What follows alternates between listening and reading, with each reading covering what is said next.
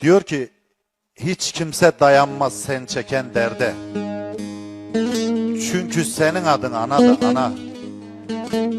Cennetle aranda inceden perde. Çünkü senin adın ana da ana.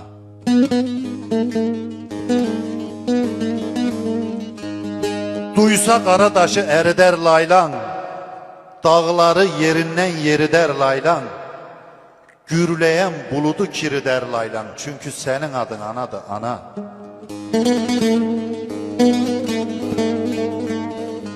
Dünyanın çilesi üzümde senin, ne acılar gizlidir sızında senin. En şirin uykular dizinde senin. Çünkü senin adın ana da ana. Harunam ayana, titrerem ansam adını. Hangi sevgi verir ana dadını? Yuvaya gerersen şah kanadını. Çünkü senin adın ana da ana. Senin adın ana da ana. Bütün ölmüş annelerimizin mekanı cennet olsun. Hayatta olanlara da can sağlığı ve uzun ömürler diliyoruz efendim.